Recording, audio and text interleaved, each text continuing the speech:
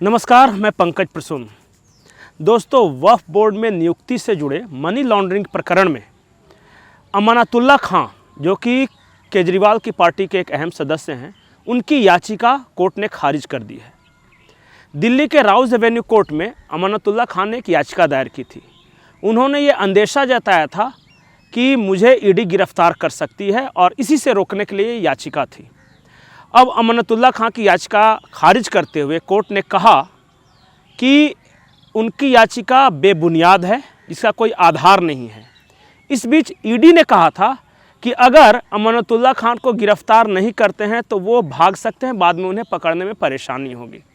तो ईडी की दलील कोर्ट ने माना है।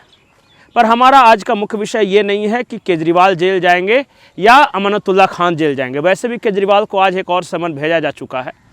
तो अब उनको भेजे गए समन की संख्या हो गई है 6।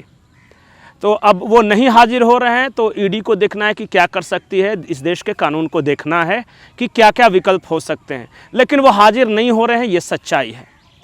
लेकिन हमारा आज का विषय कुछ अलग है। वो एक ऐसे राज्य के बारे में है जिसके बारे में ज़्यादा चर्चा नहीं होती, और उस राज्य का नाम है उड़ीसा। उड़ीसा की राजनीति क्या है, इन दिनों वहाँ ग्राउंड पे क्या चल रहा है, बीजेपी को उड़ीसा से क्यों उम्मीदें हैं, नवीन पटनायक की पार्टी में क्या चल रहा है, इन सारे सवालों का जवाब देंगे। लेकिन उससे पहले आप हमारे चैनल को सब्सक्राइब कर लें, इस वीडियो को लाइक कर लें। दोस्तों, दिल्ली के मीडिया हलकों में उड़ीसा की चर्चा नहीं होती। लोगों ने ये मान लिया है कि नवीन पटनायक जब तक हैं तब तक वो उड़ीसा में रहेंगे, और लोकसभा चुनाव में भी बीजेपी सेकंड पार्टी और नवीन पटनायक की जो शंख छाप है वो फर्स्ट पार्टी वहाँ रहेगी। लेकिन हाल के दिनों में उड़ीसा में कुछ बदलाव आ रहे हैं।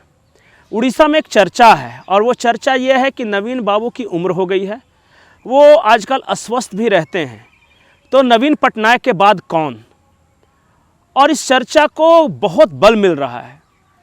कुछ लोगों का कहना है कि उनका एक भतीजा है, वो नवीन पटनायक की विरासत संभाल सकता है। लेकिन एक प्रख्यात साहित्यकार है उनकी बहन नवीन पटनायक की, और उन्हीं का बेटा है, लेकिन उसकी राजनीति में कोई रुचि नहीं है, तो वो राजनीति में नहीं आना चाहते।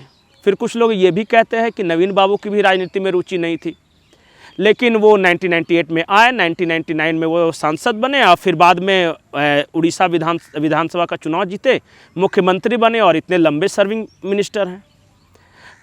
तो भतीजा बनेगा। कुछ लोग ये भी कहते हैं कि एक पंडियन साहब हैं जो अधिकारी थे, नवीन पटनायक के बहुत खास हैं, लेकिन वो हैं तमिलनाडु के। और पंडियन साहब नवीन पटनायक के तो करीबी हैं, लेकिन जनता से कनेक्ट नहीं है। काम अच्छा करते हैं, नो डाउट, लेकिन वो मुख्यमंत्री बन सकेंगे उड़ीसा के, और इसमें शक है। और वहीं के कुछ लोग ये शंका पैदा करते हैं, तो नवीन पटनायक के बाद कौन।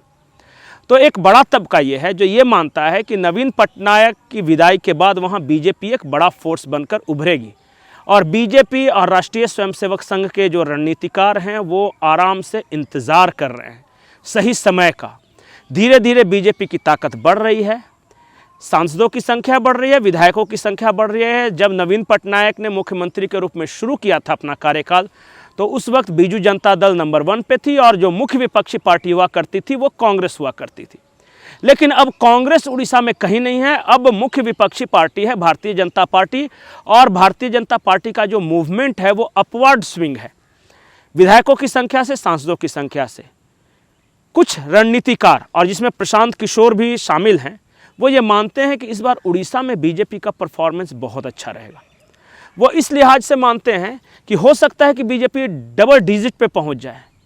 उनको लगता है कि दिल्ली में मोदी और भुवनेश्वर में नवीन बाबू, वहाँ के लोगों ने इसका माइंड मेकअप कर लिया है।